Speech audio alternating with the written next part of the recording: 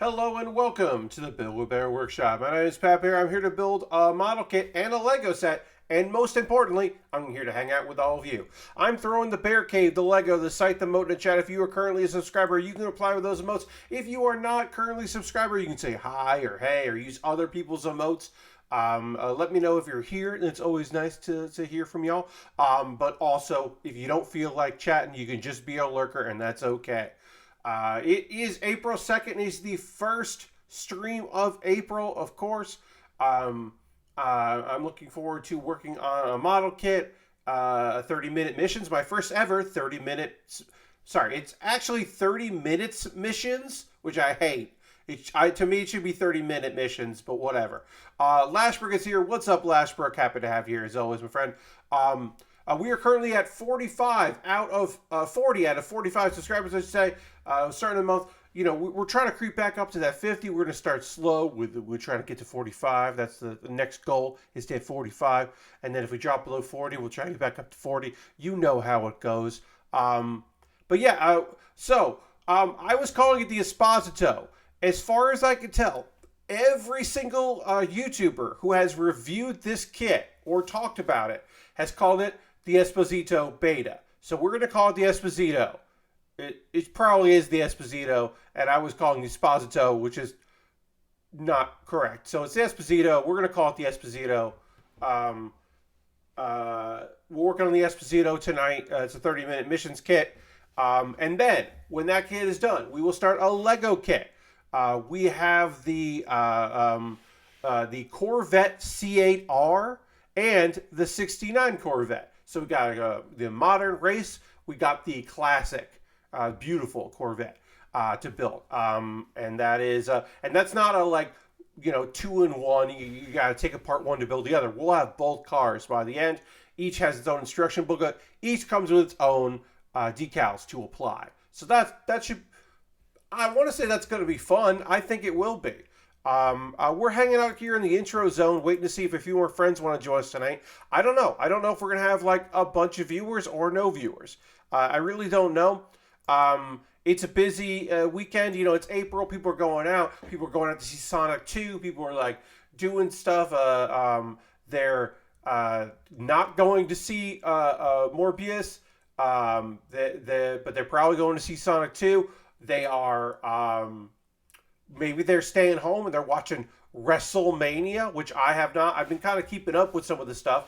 I don't really want to see, I want to see clips of a bunch of things, including I would like to see some stuff from the Ring of Honor show, because that sounded cool and good. So I would like to check that out, but I haven't yet. I've just been hearing about some matches and some shows that seem pretty good in the world of wrestling. So I am interested in checking those out. Honestly, this weekend, I just watched a lot of anime because there's new anime. I'm going to be talking about, in the second hour, I will talk about the 2 new first episodes of new shows, the conclusion of a show from last season, because we're actually technically the season wasn't really over until today, and the first episode of the second season of a show. So I'm excited about that. I'm excited to get into it and talk about those in the second hour. No manga tonight because I have 4 anime to talk about. I'll probably have manga to talk about on Monday because right now there's only 1 show on Sunday and Monday that I want to see.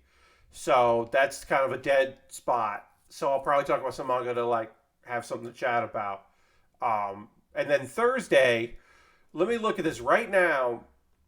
Right now there are, between Tuesday, Wednesday, and Thursday, at the present moment, I'm interested in 1, 2, 3, 4, 5 shows, and 2 that right now, as of this moment, I can't say, or sorry, 3 shows that have not been announced that they have been picked up.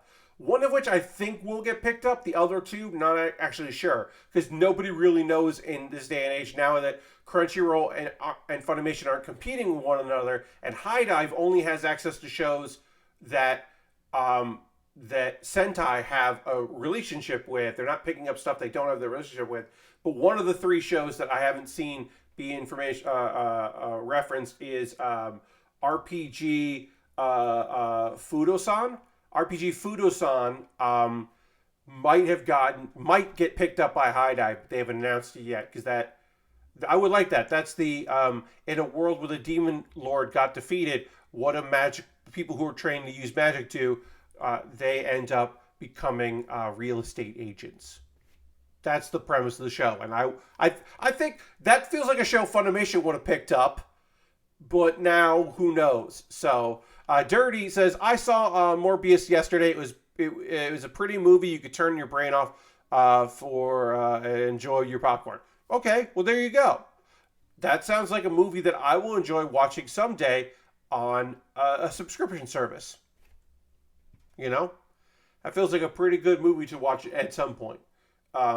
Certainly, I don't want to go to theaters, but certainly not interested in going to a movie theater to see that. So yeah, I as of right now, also I should say that I was like, oh, I have to get High Dive. Right now, there are only 2 shows that I'm gonna have High Dive for. I'm paying $4 or $5 a month. I have a 14-day free trial. Right now, I'm paying that for at this point only 2 shows. Hopefully, I think they'll hopefully have like a 3rd show. Had all 7 people, including myself, in the screening. Yeah, Dirty. It feels like that particular movie was set to die. I actually want to see. There's probably stuff on High Dive that I knew going into it that High Dive was not going to be something that I wasn't going to have like a lot of shows, but it was going to have a couple that I was interested in seeing. But they're going to have more than they used to. And also, there is the back catalog of stuff on High Dive. High Dive is subscription only. There's no free, with ads model. So I still wanted to get it for some things that they have that they like the dub of Haikyuu. I don't believe the dub of Haikyuu is going to be on Crunchyroll anymore. It might be, but I don't think it is. Anyway, there's a bunch of there's some stuff that I at least have an interest in, and also the OVAs. They do pick up OVAs for things because their partnership with Sentai, those things would get released anyway. I'm actually hoping they pick up the OVA for a couple things that I'm interested in. But yeah, it'll be cool to see what they get in the future. And they've only announced a couple things, so it's possible they'll have more. Let's see. I'm checking the schedule here to see what they announced. Like you said, we'll talk about it later tonight. But I was fairly interested in, and still am interested in,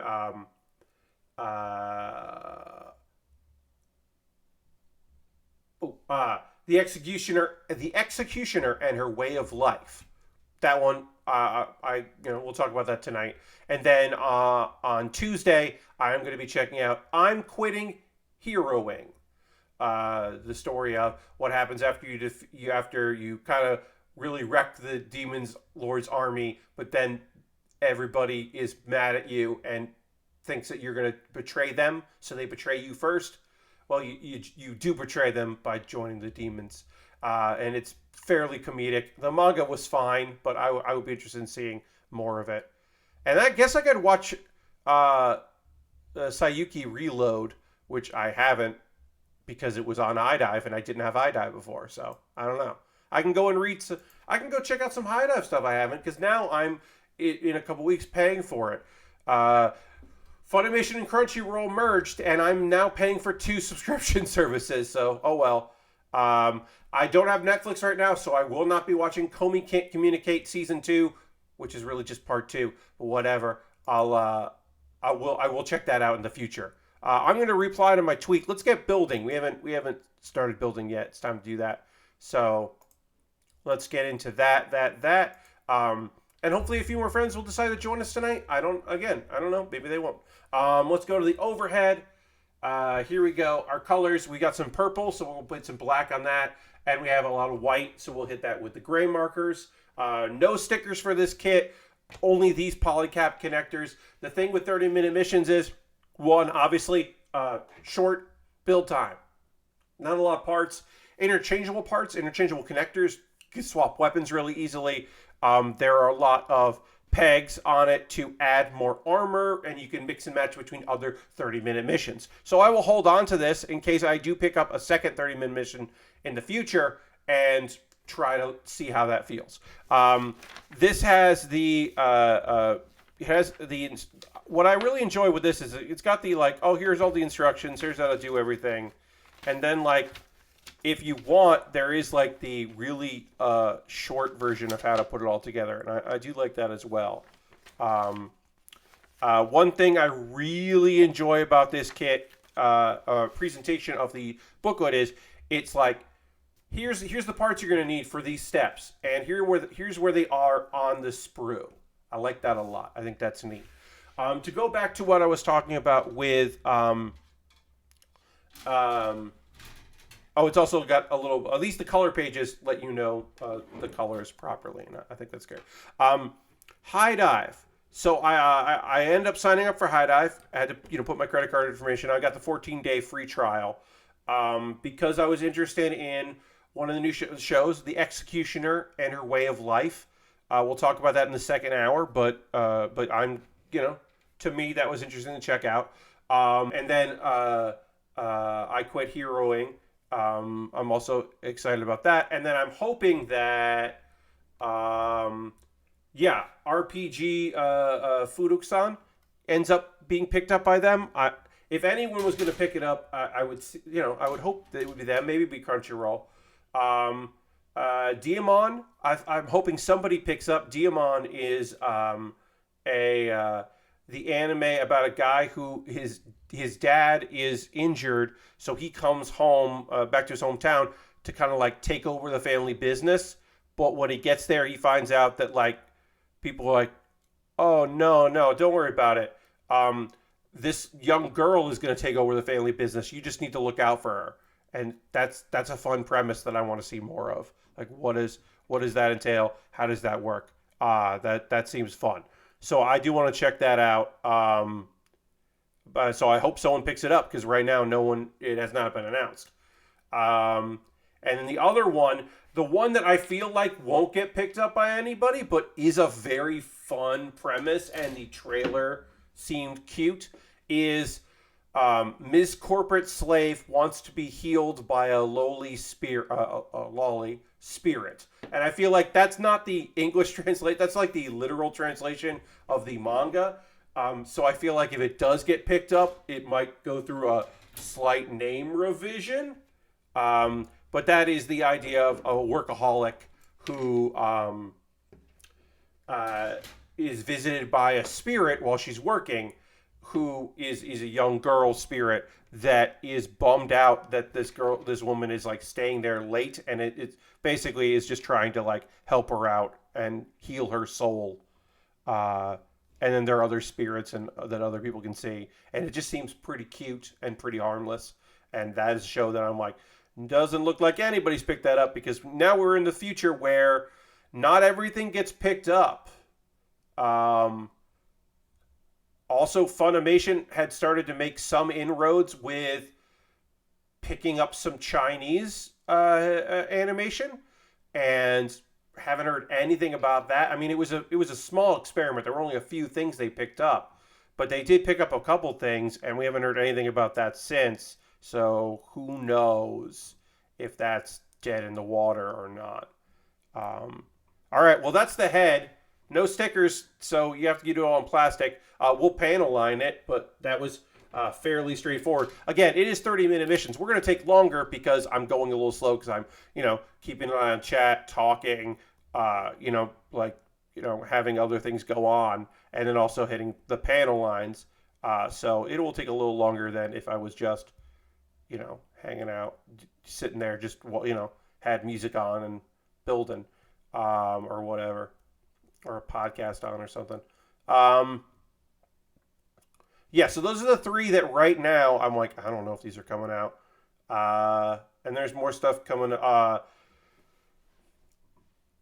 my Thursday streams where I'm going to talk about anime, there's a lot of stuff. One of them is only 3 minutes long, and that's fine. But I got Trapped in a Dating Sim. The World of Otome Games is Tough for Mobs. That's the only Sunday Monday show I have right now, because there's nothing else that I'm interested in. I'm quitting heroing on Tuesday. The Greatest Demon Lord is reborn as a typical nobody. That's your reincarnation story of the season. Easy, overpowered main character, Demon Lord, reborn, simple story. Manga is like good to find. And then Skeleton Knight in Another World is on Thursdays. Skeleton Knight in Another World, very excited about that. I really enjoy that manga. That is our isekai that I am interested in. Not a lot of isekai this season. Trapped in a Dating Sim is an isekai. Skeleton Knight is an isekai. None on the weekends that I'm watching. Executioner is about isekais. You're quitting Harrowing Tuesday. Yes, congratulations. Thank you, Turney. Yes. So I guess there are a few. Executioner the main character is about a world where isekai happens, but the main character, as of right now, is not an isekai character. So I don't know if that one counts. And then Skeleton Knight. Oh, and also Rising of the Shield Hero Season 2 is out, but I'm not going to be watching that weekly because that show fucking bothers me. So it's going to take probably an episode or two before it gets the action starts kicking up, and then I will watch way more of it. But I'm not going to watch that weekly because I generally don't like to talk about shows that are incredibly frustrating. Like, I finished Arifuerta Season 2. A whole episode that just is worthless. Episode 11 is really the end of it. A whole season that's pretty worthless. There was like one good fight scene. That show is so frustrating. But I knew, because after the first season, I had continued with the manga, and I knew I wasn't interested in where it was going that way. So that's why I didn't want to talk about it every Thursday, because I was like, I don't enjoy this. So, and also Attack on Titan is coming back after its brief hiatus to finish up its season. So we're gonna finish the fight about Attack on Titan. That's coming to an end. Body unit. We gotta get a polycap. Our first polycap here. Ooh, I got an email of some kind. So on my phone there. Let's see what that is. Oh no, that's just great. I'm getting some gold points from Honey, from a place that gives gold points but not discounts. Cool. I'll use them for things. Right now I have like $3 worth, so not enough for anything that I want. So I'm gonna do a dedicated video on Pat Bear's Anime Club. My next Pat Bear's Anime Club will either be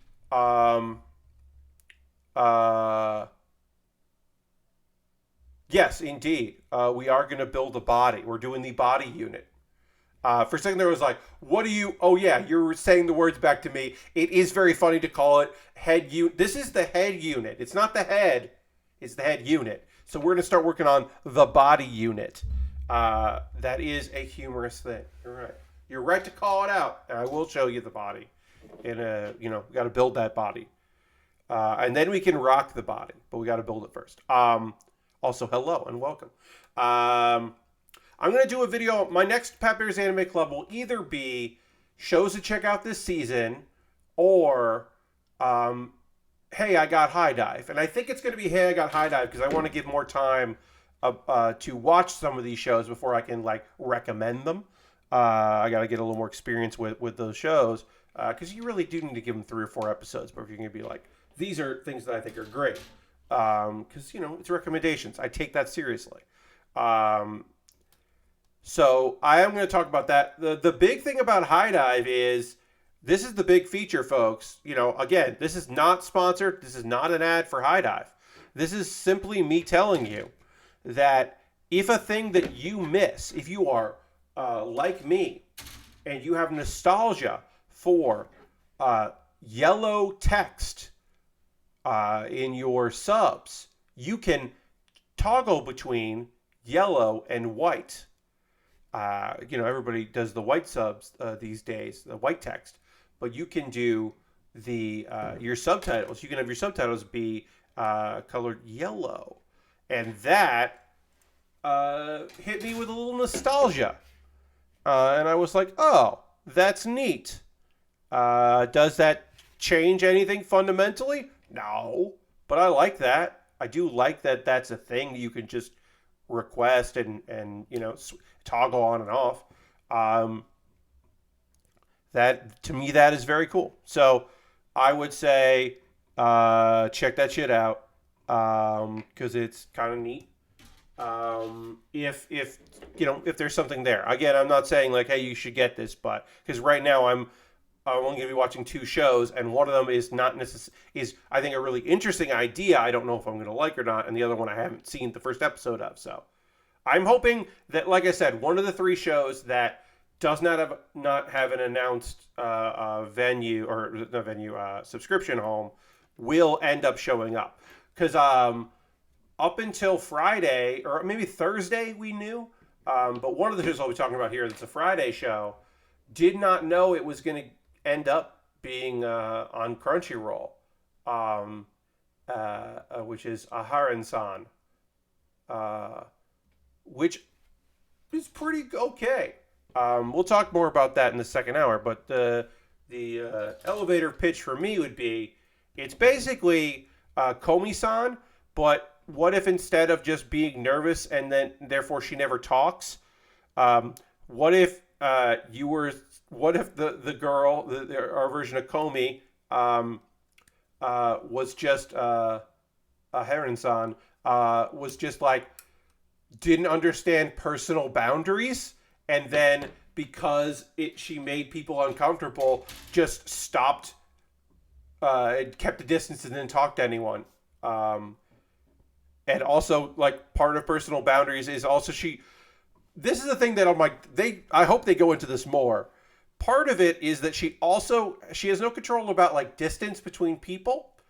She also has no control over the like, volume of her voice. Like, she's not aware when she's being so quiet no one can hear her. And I'm like, that's weird. That is a weird thing that I wonder if they're going to go more into it. I don't know. I will talk about it again. We'll talk about that later. But it's interesting. Other things I want to talk about. I said this. I didn't really delve too deep into the wrestling this particular weekend. I don't have right now anyway. I don't have Peacock, so I don't have WWE stuff. I am aware of some of the things going on this weekend, but I did not delve too much in. Speaking of this weekend, also want to say, which is great. Jam just subscribed with Prime. That's 51 months. We got to hit that applause there. Thank you, Jam.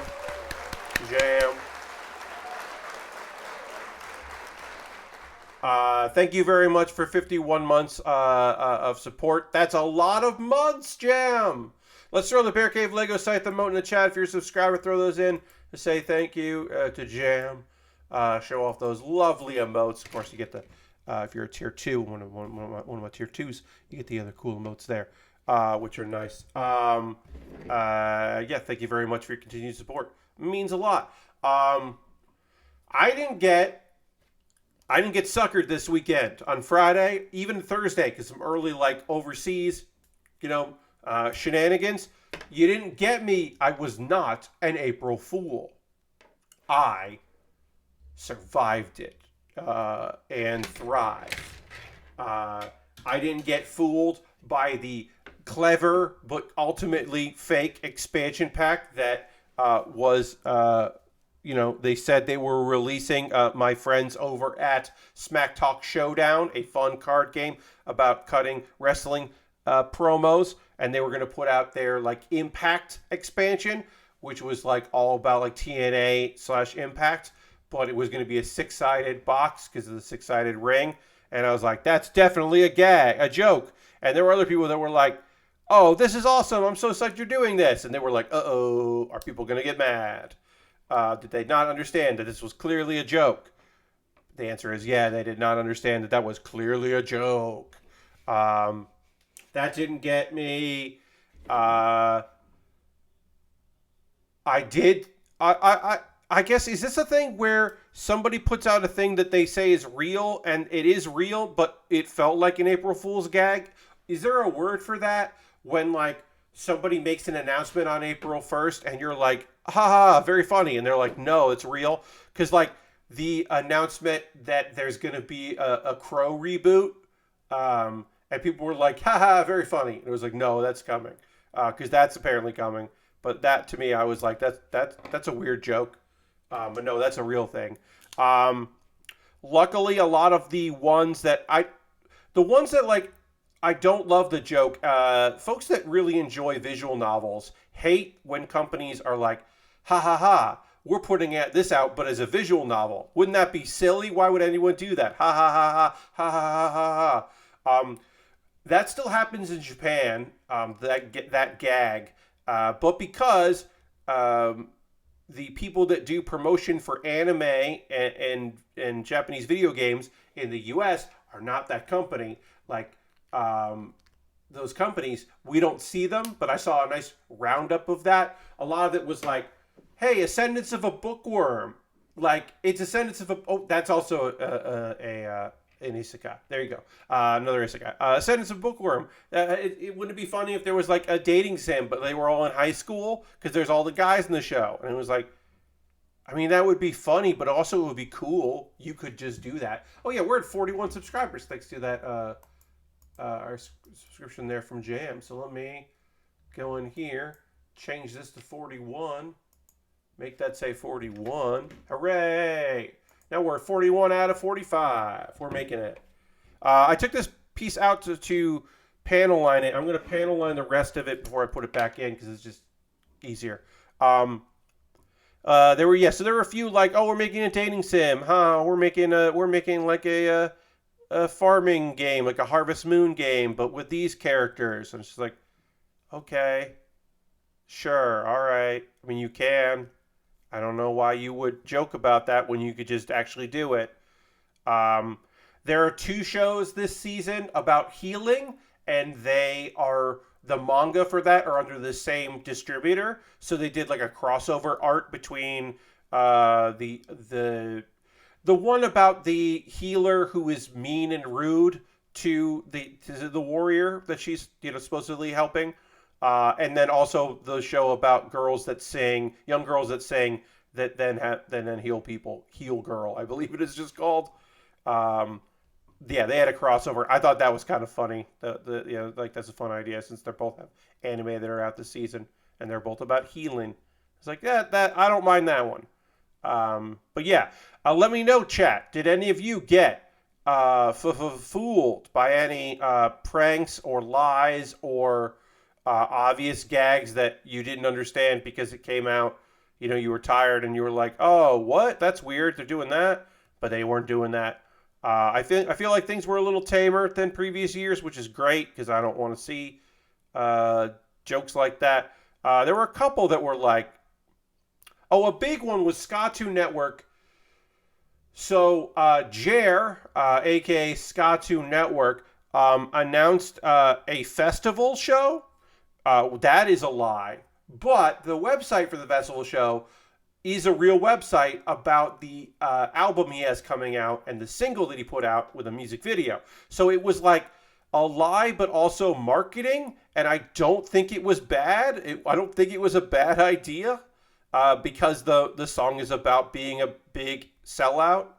And I was like, so that's not a bad idea. For a gag, I don't like that. I also realized I was like, no, he's not doing he's not doing a big tour. Sorry, Jer, you're not big enough for that. You can do a We Are the Union show that doesn't sell out. So I don't think that you are big enough to run a festival like that. Although I did like some of the bands he listed being like, oh, cool. That's news to us, like playing along a little bit, but also like calling out that that's a gag. Lysander, also hi Lysander, says Viz Media put out some fake covers of manga. There was one about a cheetah helping out some sloths make wine, which I would read. See, that's the thing, right? Sometimes they're like, hey, check out this silly idea. And then you're like, I didn't know I wanted that. Fuck. Shit, what if you did? Because sometimes they're like, they're making stuff up, but other times they're like, we're finally adopting this light novel that no one would ever make a manga of. And you're like, shit, yeah. And they're like, no, it was clearly a joke. And you're like, yeah, but I like that light novel, so what if you did? Or like, we're going to do an anime adaptation of this thing that like, clearly we wouldn't. And you're like, but what if you did? No. So that always can be a little frustrating. But if it's like clearly like, that's the thing. There's a difference between we're doing a goof and we're lying to you. Drawfee, the fantastic folks at Drawfee, put up a video. It was an apology video. They made a YouTube apology video. And it was that somehow Nathan had like fallen over and his mic had fallen right by his butt and he farted on stream and everybody heard the fart. And so it's very stupid, and you can catch it right away. That's a joke. But they did like the heartfelt thing. But then also, one of the members was of Drawfee was apologizing for other things. So it was like two people think that it's real, and they know what they're apologizing for. One person thinks it's something else, so she's like apologizing for other things. And then one member was very confused about what was happening. And eventually she was just like, oh, we're filming the bit. Like she literally says out loud, which is good for, for people that don't understand. Oh, we're filming the April Fool's video. Cool. And that video trended because it was very funny and good. And people are happy to make fun of badly produced, very clearly like you don't feel bad apology videos, like comeuppance videos. So I thought that was good because it was very clear that was fake from the beginning, although I'm sure there's somebody out there who thinks that Nathan did fart on stream and they can't, or video, and they can't find where it happened. And they're like, what video is that they're talking about? Oh, they should, like, I'm sure there's somebody who saw the title of that video and without any self-reflection was just like, they shouldn't have to apologize for whatever. People are so sensitive these days. You're like, yeah, sure. Sure. Everyone's very sensitive. Nobody reads. But yeah, I didn't fall for any major lies, which is great because that's always the fear. I think it might help that it was on a Friday. Again, there were people that like did make real announcements, and that just seems like, come on, what are we doing here? I know you want to dump your Friday news. That's why I said E3. The ESA putting out that email to partners saying, hey, E3 is not happening. Digital E3 is not happening. On Thursday, I thought that was great because then we got out ahead of April Fool's nonsense. So good on them. Is that the body? That's the body.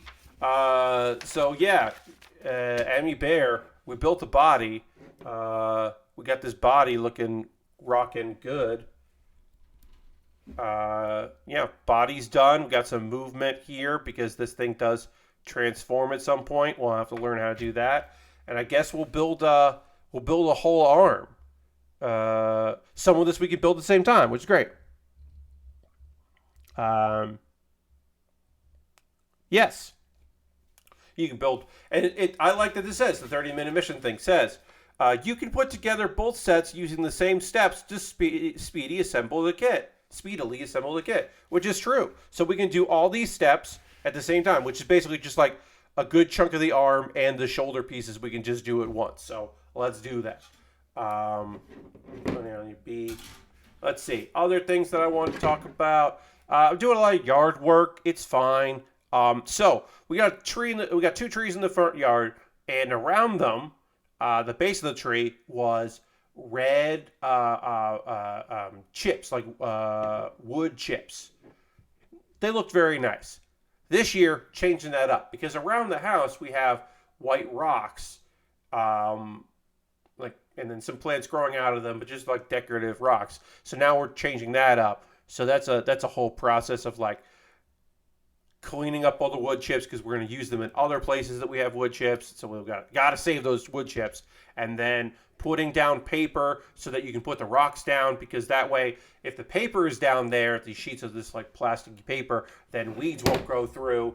And then putting all the rocks down, and then paving it a lot, not paving it, like making sure everything looks good there. It's like it's a whole thing. It'll look nice. It'll be annoying because I can't get too close to it. Because I would risk hitting those rocks, all those tiny rocks with the lawnmower. But other than that, it's going to look good. Dirty says, so I watched the new episode of Halo this week, and yet again I am reminded that I can't see Bokeem Woodbine as any other role than the character he played in The Big Hit. Sometimes it's hard. Sometimes that is hard, right? Like, people are so well known for a character, or maybe even a couple characters, and different people feel it different ways, that it's hard. It breaks your suspension because you're like, no. You should be this thing. This is what I associate you with. It's tough for actors, Sometimes it's like, oh, I had this big role in this movie. Oh, that's all people think I am, that character. Like, there are actors out there. It often happens a lot with actresses where they get typecast, right, into a particular role. Because they played a ditzy character so well that, people were like, you're not right for the science role. And it's like, scientist role. And you're like, oh, okay, cool. What if I definitely 100% am? But you're just preconceived notions of that stuff. It can be a little rough. But I also totally human and understandable that you have trouble with that. I have not seen the Halo series because I don't have... Is Halo on Paramount Plus? I feel like that's a Paramount Plus show, which I do not have Paramount Plus at some point. There's too many services. As I said, right now I'm like waiting to get Netflix. Okay, Dirty says yeah. I'm waiting for towards the end of Comey Can't Communicate. So the end of this season, I'll get Netflix to get caught up on the new season of Comey Can't Communicate, because I do want to see that, especially because, from what I understand, some of the characters I really dislike in that show kind of get phased out for a new character that changes the dynamic, and that sounds great. I like the dynamic a bit. I just didn't like many of those characters. So the fact that they seem to be heading towards the background sounds good to me. Your friend Pat. I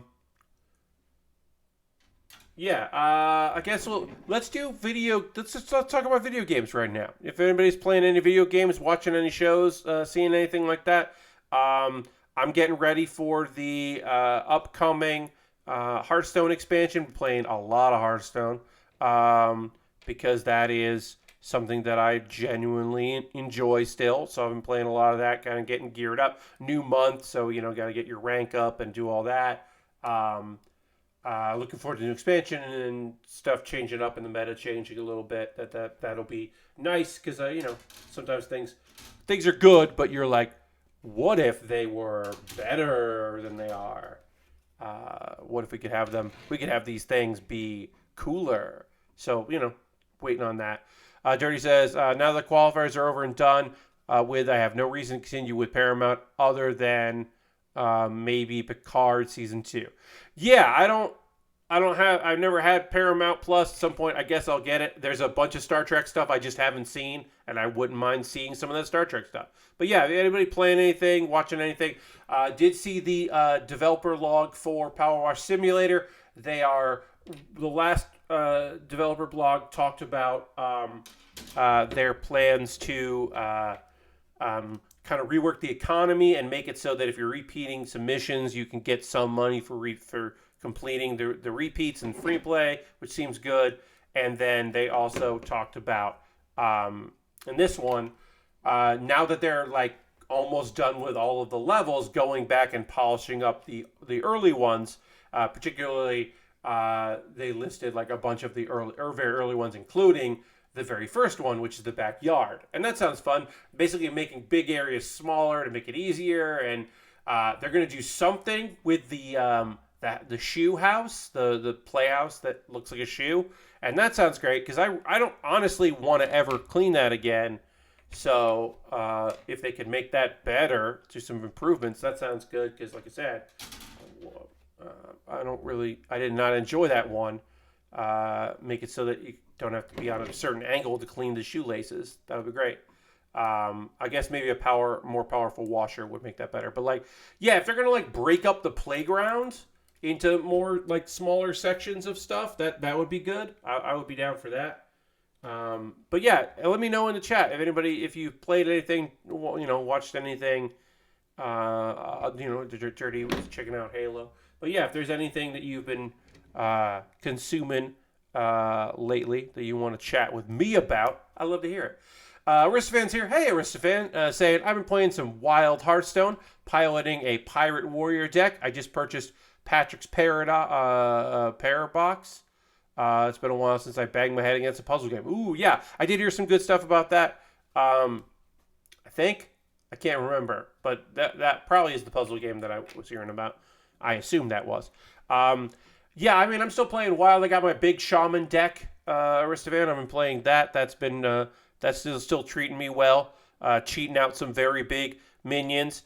Played against somebody that played 2 Dirty Rats against me. Which was there was a quick look. Oh, nice. That was very funny. They played 2 Dirty Rats in the same turn. Probably the second one just as a tilted move. But they played the first one and pulled out my 7/7 that would taunt, that when dies, death rattle 7/7 would taunt. And then my 9/9 it's a 8/8 that or is it a 9/9? Whatever it is, the dragon that at the end of turn does 8 damage. Yes, it's an 8/8 that does 8 damage at the end of turn to a random minion, and then they conceded. That was a great turn 4. I was like, I didn't even get to do my stuff. You just did it for me. Who plays double? I mean, you're trying to break my combo, but I don't have a combo.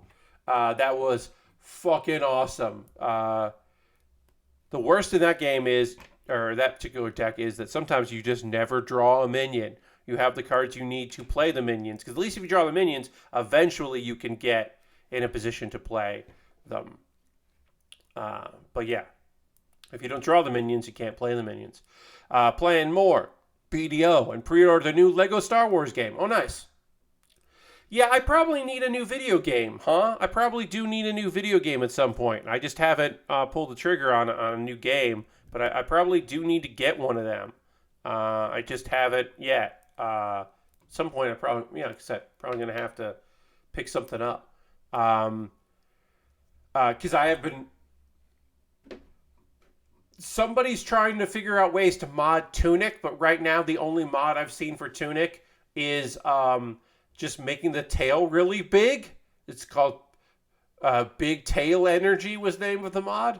And it seemed very annoying to get together and then doesn't do anything to the game. And I was like, I don't need to play Tunic with a big tail and figure out how to mod. If there's other things coming out, that sounds good. It doesn't seem like a game that really wants mods, which is understandable. Lashbrook says, I haven't been playing video games because I hurt my hand. Oh, I'm sorry to hear that, Lashbrook. Got to where I can reasonably use a mouse and keyboard, so I've been playing that ray tracing mod for the 1993 Doom. Okay, well, Lashbrook, I hope your hand heals up nice and quick and you can get back into some gaming. I'm sorry to hear that. That's a shame, my friend.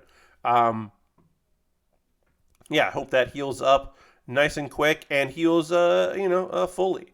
Let's see. Again, I don't have any manga that I'm going to be talking about tonight, but I can tell you about the manga that I am looking to look at soon. On Monday, we'll talk about Villager A Wants to Save the Villainous No Matter What, which is a interesting otome, dating game isekai from the perspective of somebody that gets reincarnated as like a mob, a complete and total minor character. There is an anime about that, but this is a different version of that kind of story. On Unluckiest to the Strongest Man. I'm waiting for like another chapter of that before I can properly review that. That's an interesting premise. I think I talked about that before, but that is a show, or that is a manga that I'm interested in reviewing. The Incompetent is actually the world's strongest wizard. Another like, oh, they thought he was whatever, but no, it turns out great. Waiting for a few more of Diary of a Sage Around 40 Living in Another World, which is there was already an manga adaptation of this, but this is a different manga adaptation because they went to a different magazine, or they went from doing it on the web to actually getting picked up, but now it's with a different artist, and it was interesting to see some of the changes. They basically just simplified it a bunch, cut out a couple chapters, so that has been interesting, but I'm waiting for more of that.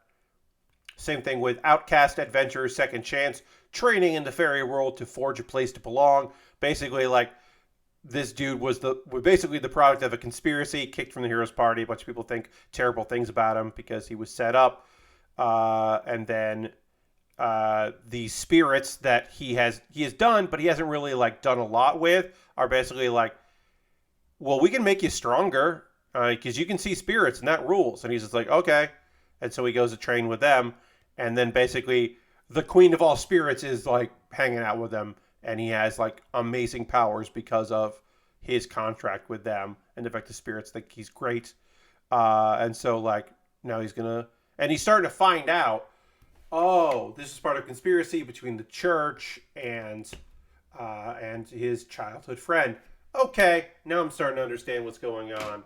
And can start to maybe rebuild his life a bit, or even better. So eventually I'll be, hopefully we'll get a few more chapters of that. Lastbrook says, other than that, today I rewatched Your Name, Shin Godzilla, and finally started Gaio Gaigar, which so far has not hooked me. Gaio Gaigar is a product of its time, Lashbrook. I don't know if it is going to hook you. It is cheesy in a way that it's got a heart to it, but sometimes it's hard to go back to those super robos. But it's also called Gaio Gaigar, so it's got a good name. Don't remember if I mentioned this on Thursday, but the new PC port of Death Stranding Director's Cut is broken in the same way as the original PC port was, says Dirty, but instead of crashing whenever I go to the config menu, the new one crashes at boot. Dirty, I'm so sorry. I hope that there is either a community patch that comes out. Check out there, see, do some Googling. But I am sorry that the director's commentary version crashes in the same way. Port that clearly did not get edited in the director's commentary, which is, it's not really director's commentary. It's just DLC that they integrated into it and then called it that because Kojima. But yeah, I am sorry to hear that. That sucks. Well, that sounds fun, Lashbrook. Like I said, I watched a bunch of anime because I had a lot of stuff to do yesterday that I can't talk about on stream. I will say this. I'll mention it during the Pause for the Cause. I shot a new video for my Patreon. And I think it's good. It's a new welcome video for my Patreon, and I refreshed some of the goals because a couple of the goals I hit, and then I dropped below the money to do it, but I didn't take away the things because that would be weird. So I just kind of refreshed what the goals are.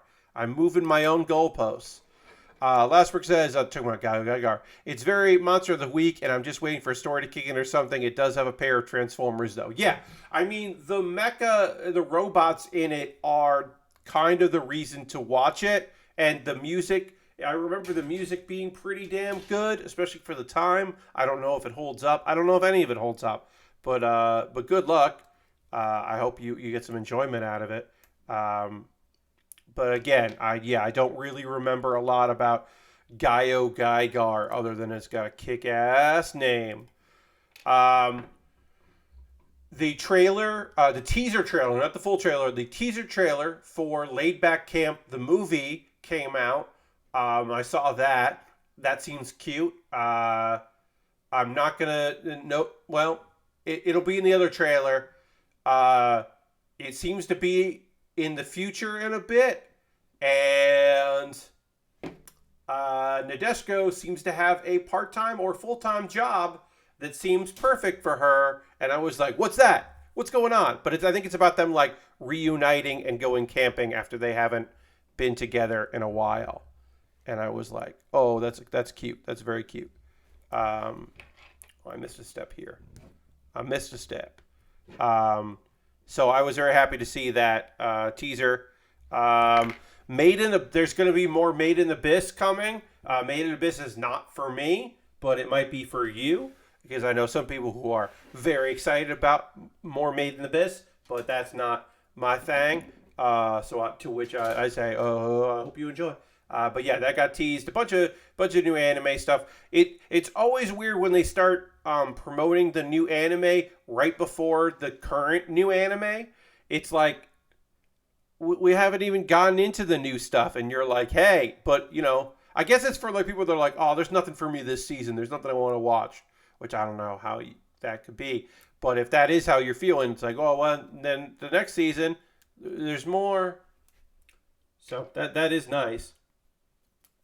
I guess I could see what Annie Chart is saying about good old Annie Chart .net saying about summer 2022. We're getting a Musume thing, crime family. He's a demon, but he's not really a monster. Okay. That's right. It's the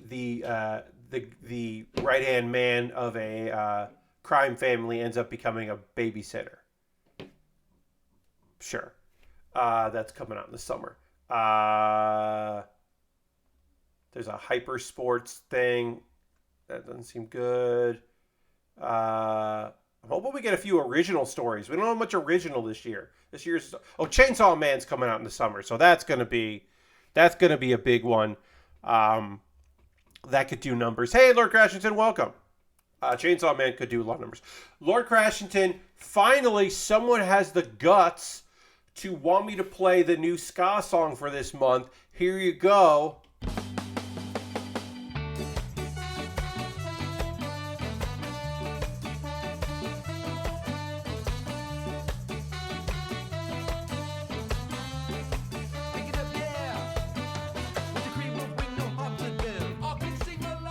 That's right. That's some motherfucking two-tone ska. We got the reggae influence. None of this punk ska. None of this like third wave ska. We're going two-tone with some reggae ska. That song is pretty good, honestly. It's pretty great. Really good beat.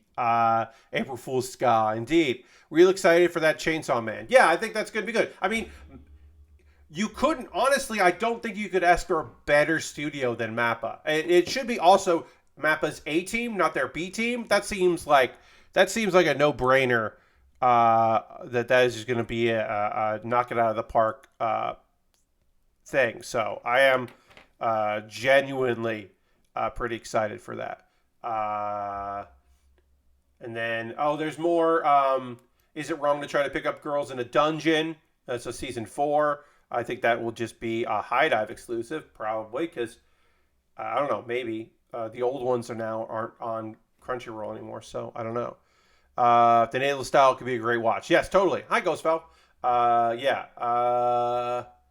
I'm just kind of like, Devil is a Part-Timer, Season 2. The Unexpected Season 2 is coming out in summer. Like, what? They're doing it? They are. Let's see. There's an isekai. There's a harem isekai. Weird, right? But I don't remember if I feel like I've read this one, Isekai Miyuki de Haramwo. I feel like I've read this one, but I don't remember. I feel like I have. It's also possible that I haven't, because there's a lot of isekai. Oh man. I bet they took out all the Sega references in Isekai Oji-san. Isekai Oji-san is like fucking weird. It's a weird isekai. I think I've talked about it before. Is Chainsaw Man the same premise as Gunhead? No, no, no, no. Because it's well. First off, Gunhead is I believe if Gunhead, if I remember correctly, that's a noir style thing, dirty. Whereas this is like, this is definitely more brutal, brutalist. It's basically like, what if a dude who's really nice but he's just had the shit kicked out of him his whole life? What if the only good thing that ever happened to him dies, unlocking the potential for him to have maybe a good thing, but it's not a good thing. It's a murderous, brutal thing. Every part of that thing is brutal. It's great, but it's rough. Yeah. What if the best thing that ever happened to you died so that you could have a weirder life that maybe isn't any better? There's a lot going on there. There's a whole lot going on with that. Okay, so then we got to put some arms together here. We got to do some shoulders. That's right. But yeah, Isekai Oji-san. We're gonna do a pause of cause in a moment or two. But I do want to say just real quickly.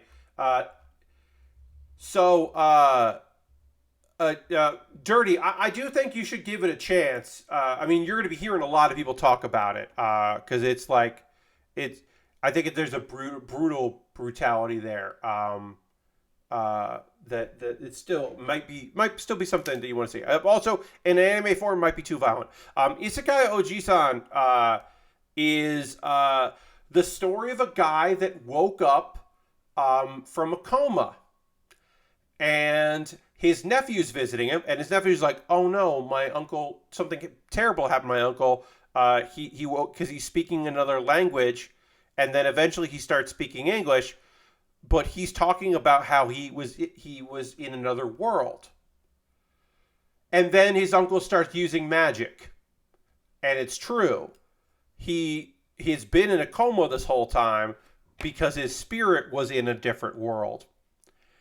The thing that was the kind of like hook you into it element that I think will not be in the anime adaptation that was in the manga adaptation was the first thing he asks about is Sega still number one? Because when he was isekai'd, he was a big Sega fanboy, and he was in a coma during the decline of Sega.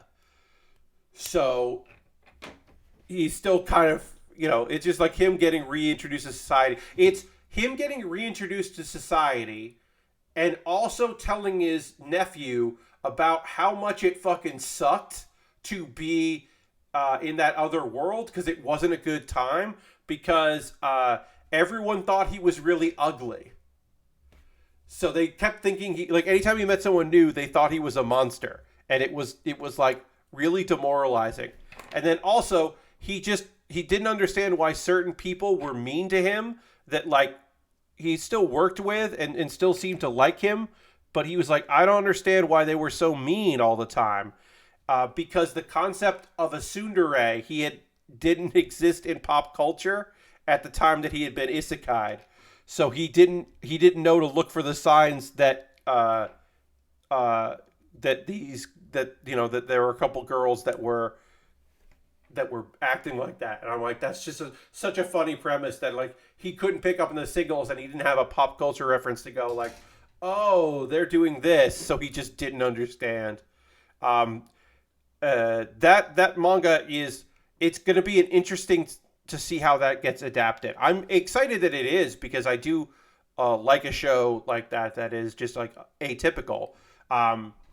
Because we are at the postmodern isekai right now, and I'm happy that we're not getting the like I was isekai as a bath, or I was isekai as a vending machine. We're not getting those really weird ones, but we are getting the one like this season we're getting them. What if everyone is fucking like really scared of lost ones, of people that come from Japan? What if it like is completely terrifying? The idea, the very concept that happens terrifies people. What would they do in response to that? What if people were aware about these living disasters, which I just find fascinating, kind of exploring that idea. Because we are past the point of like, I don't know, there's so many of like, oh, they didn't know he was awesome. Now they know, and they really fucking missed out on how awesome he is. Because we would have the like, oh, he doesn't have any powers, but maybe he does. I am excited about the possibilities in the. What if he had a really bad time? I don't know. I think that's kind of fun. I'm gonna finish this shoulder up, and then we'll take a pause for the cause, and we'll continue on with our build here because we're getting there. All right, I'm gonna drink a little water even before we get into this because I want to. All right, now's the part of the stream, folks. If you're new to the channel, this is where I take a pause for the cause. I'm going to be talking about ways you can support the channel monetarily if you are so inclined. It's a new month, so we want to do that. You're under no obligation to do any of the things I'm about to talk about here, but if you'd like to, I would love it. First and foremost, Wristfan already threw in there. If you are a subscriber, you can throw the Bear Cave and the Lego. Wristfan is a tier 2 subscriber, so Wristfan threw in the site emote. Becoming a subscriber is the easiest way to support what I do. If you want to do that, cash money or your Prime gaming token. We did have GM resub with Prime, which rules. But you don't have to do it with cash, your credit card and all that. If you would like to gift somebody in the community a subscription, you could do that. No one is currently at the top of the gift sub leaderboard because it's the beginning of the month. But if you would like to subscribe or gift someone in the community a subscription, you could do it anonymously or you could do it with your name, and then it would be credited. That would be a great way to support what I do and also share the love so people don't see ads and get cool emotes. There you go. The not seeing ads is probably the most important thing because that does benefit you quite a bit because Twitch ads aren't fun to watch and they're not great. But yeah, so consider gifting somebody a sub. That would be an easy way to support what I do here, but there's not the only way. I mentioned earlier that I revamped a little bit on my Patreon. I just revamped my goals and cleared up some language in there. Updated a couple of little things here and there. I didn't mess with the tiers, but patreon.com/PatBear is that. Okay, there we go. It took a little while for Nightbot to show up. $1, $3, $5, and $10 tiers. The beginning of the month is the best time to jump on board. I will just quickly tell you that I do have a new goal. At the $150 level, I'm literally looking up what I wrote the language for here of my goal. But I do have a new goal, which is $150. I'll add a second poll. Oh, I just have to edit that. Looks like I missed a space there. I'm going to add a second poll for $3 patrons and up to decide what I do on the 4th Wednesday of the month.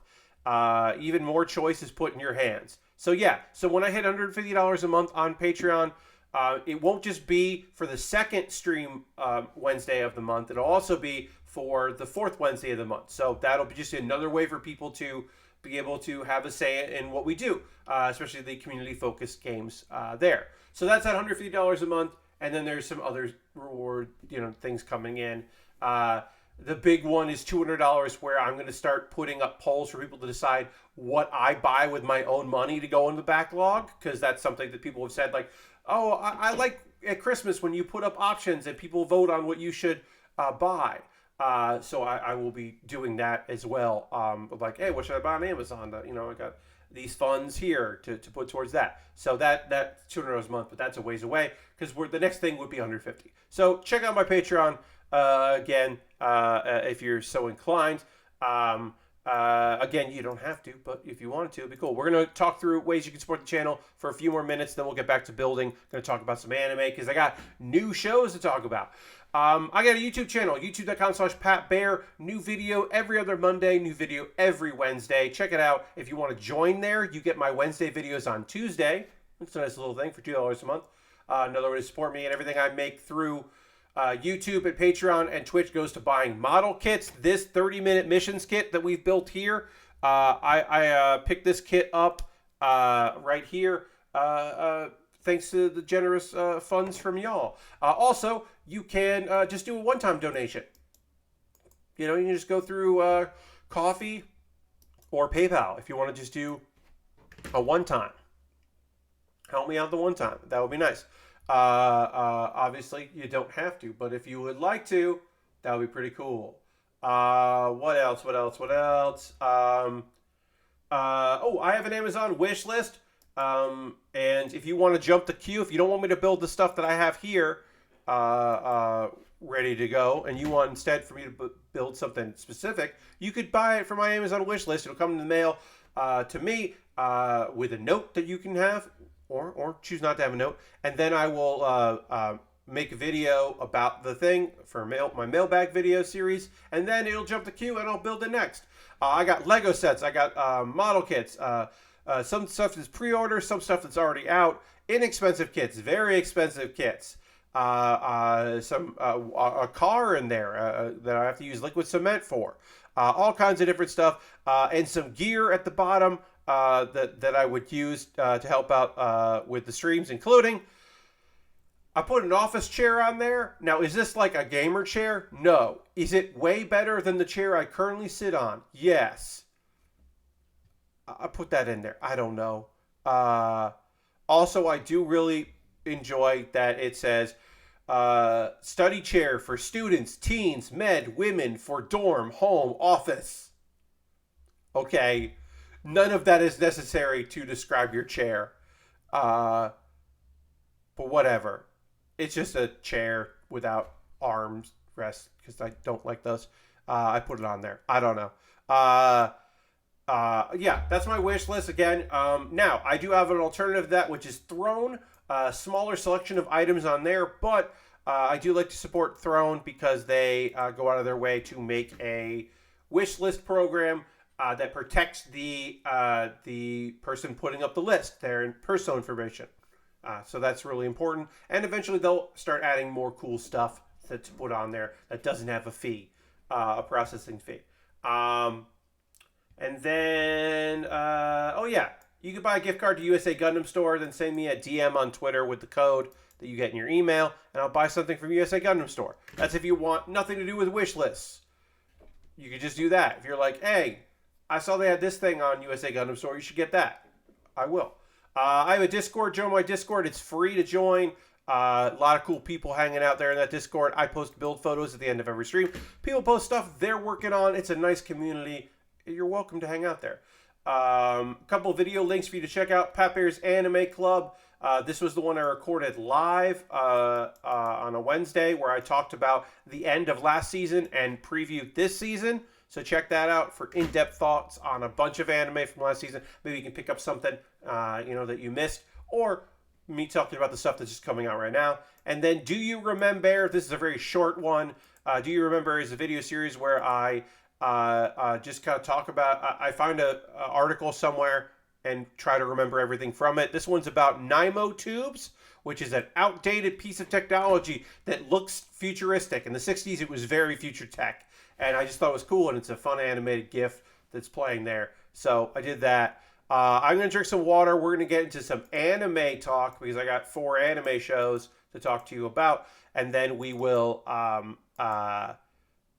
we'll probably talk about a few other things, and it'll be in the stream. And we'll hopefully, I thought this kit I would be done with this kit by now, but I don't think we're getting to the Lego tonight. I think we're just going to finish this kit up, but whatever. It's still a fun build. If it's a one-stream build, that's also fine. Anyway, first I got to dramatically transition.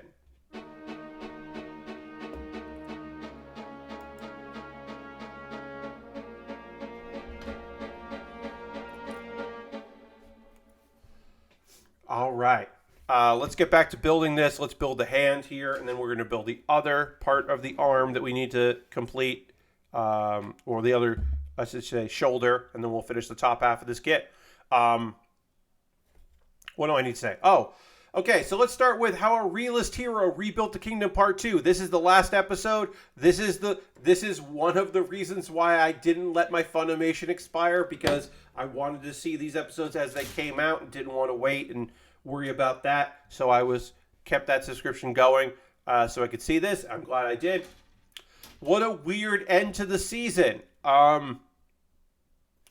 So I didn't even recognize that the former king and queen of the kingdom who gave up the throne to Soma when he arrived there, because it's an isekai, hadn't really been around and hadn't gotten involved with anything, and now we know why. I don't know if it's a Deus Ex Machina, but it does feel like there should have been some hints throughout, and there wasn't.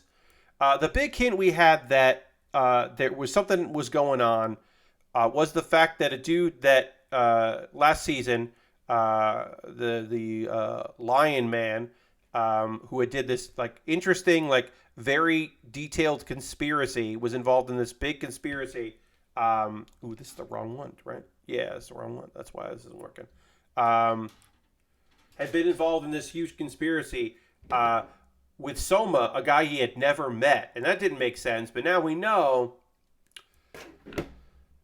the queen had been reliving events because her dark magic power, because there's magic, her dark magic ability is that she can send memories in the past back to herself and restart her life.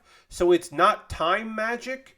It is time magic, but it's complicated. They don't really get into it. But basically, she can send memories back, and then the other version of herself in the past will experience the life that she led. It doesn't change the present. So her big thing was save the kingdom. So she had married other people instead of the current king. She had done all kinds of different things. And one of the opportunities they had was Soma had been isekai. And I guess in this previous story, or previous incarnation, Soma had become prime minister, but things fell apart. And the conclusion that she came to was, what if the king also, traveled, like his memories traveled back in time as well? So he knew this happened. If he did that, then we could change things. And basically the idea was Soma is the best chance for their daughter to live. The last version of it, which obviously we haven't seen, but they experienced it. The last version of their lives was the longest she's ever lived. And it was also had happiness, and that's why they thought that they should get married. It was because in this previous version, they did get together. They didn't get married, but they did come together and fall in love. So they were like, okay. So it kind of explains why a king, when he summoned this hero who was like, I don't have any powers, but I can help you in my civil service knowledge. Like, we can strengthen the military here, and we can do this and we can do that. Why they said, interesting. Okay, well, we're going to make you, this sounds really cool. We're going to make you king so you can do all that. It was interesting to see, like, why that happened. And then it ends with him being like, him and Alicia acknowledging their love for one another. Because, they were they're going to get married, but now it's like, hey, I should probably tell you that I'm actually in love with you. Which is nice, but it was like one of those things where you're like, I don't know if this was needed. Like, I don't know if I needed this thing of like we did need to know what was going on with this master plan, but I don't know if it needed to be actually, this was all a plot by the former king and queen to like figure this shit out. Like, I'm like, I don't know if that needed to be there. That does feel like I don't know. So yeah, so I'm of mixed feelings on that ending. It did surprise me. Like I said, the anime is way beyond the manga right now because it was based on a light novel. So I didn't see that necessarily coming. So that's nice. It is sometimes nice to be surprised. Although, like I said, I was that did feel like it came out of left field. So yeah, I think that's it for that. It's solid anime. I recommend it. I mean, the first half of the season, or the first season, part one, was in my top 10 from last year. So I did like the show. I think this second part, like, it felt a little more disjointed because that's what happens when you adapt source material that needs to be like monthly and isn't telling like the arcs don't fit into like 12 or 24 episodes. But yeah, still good. The next thing that I wanted to recommend or talk about is let's talk about one of the new shows. This is my first show watching on High Dive, in a weekly experience, in the simulcast experience. We'll talk about one of the more interesting premises of the season, which is the executioner and her way of life. Let me just say right off the bat, this is a world where at the top of the pecking order is the church. And the church has basically decided that otherworlders, or lost ones, they call them lost ones in this one, lost ones are a calamity because they have this unbelievable power and they're almost always teenagers and don't have any responsibility and don't have any knowledge of how to use these incredible powers that are overpower or OP and just like nonsense. And basically the church is like, yeah, they gotta go. It sucks. It completely sucks that we're gonna kill these teens, but like they shouldn't have this power and we don't have the ability to send them back. So apparently the king of one of these kingdoms, who is lower in the pecking order, is just like scheming, and they bring two people over at the same time. They bring a boy and a girl over, and the boy seems to have no powers, so they release him. But that's just to make the church focus on him. Luckily, he did notice that there is somebody else who's been isekai, because he's like, oh yeah, there's somebody else there, and so that's good to know because they didn't want him to know that before they released him. Anyway, most of the first episode is just a typical isekai about a dude that like doesn't have any abilities, but that's because people don't understand. They read his ability as null, and they're like, oh, you don't have anything, it's null. No, he has the ability to nullify anything. He can nullify objects, or he attempts to nullify his own death. Lashbrook says, like the most non-spoiler for WrestleMania, Cody Rhodes did show up, but okay. Yeah, I mean, of course Cody Rhodes was going to be showing up. Like, well, sure. Okay. That is definitely the most non-spoilery because, yeah, duh. He like doubled down on the neck tattoo and had it redone. Also, not a surprise. He has a terrible neck tattoo. Of course he's not going to get that thing cleared up. Of course he's going to double down on an awful neck tattoo. Lord Crashington, it's the nightmare thing. It's somehow a tribute to his father because he's the American nightmare instead of the American dream. And he's a grown man that can make his own terrible decisions. Someday his child will say, Dad, why do you have that bad neck tattoo? And then he'll get it taken care of. But until that child can talk and convey that her dad has a terrible tattoo, we don't have to worry about it. We're all just going to have to live in the world where Cody Rhodes has a terrible neck tattoo. Anyway, I really do Executioner. So like I said, Executioner starts off like a typical isekai. And then that character dies. And like our main character is the Executioner. And you're like, and she does feel remorse for what's happening. She's like, you shouldn't have been brought here. You shouldn't have this power. I'm aware. Yes, Slashbrook. I am aware of that. Big wrestling news did not escape me this weekend. So yes, I don't think that's good news though. That's just my own personal opinion. That man should retire, and shouldn't be an active wrestler, because he is too broken. So that is my opinion.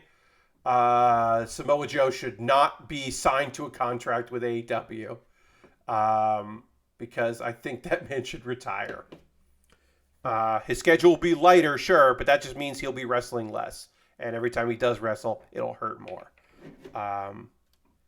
But yeah, that's my opinion on that. Because they're not going to hire him as an announcer, which is what he should be doing. They hired a bunch of people who aren't announcers to be announcers, but they probably won't. He'll probably just be a part-timer. A wrestler not retiring when they should, that's impossible. Indeed. Anyway, so yeah, our main character, her entire town was murdered by a girl that didn't understand how to use her powers, who was an isekai, who was isekai, and one of these lost ones who didn't understand how to use her power, caused a destruction. So this girl was raised to be an assassin, an executioner, to take out these folks. And the end of the first episode is her staring down this girl that was just isekai. There's also some other stuff going on in this where it seems like there's some destiny. Like she has some dreams sometimes about Japan.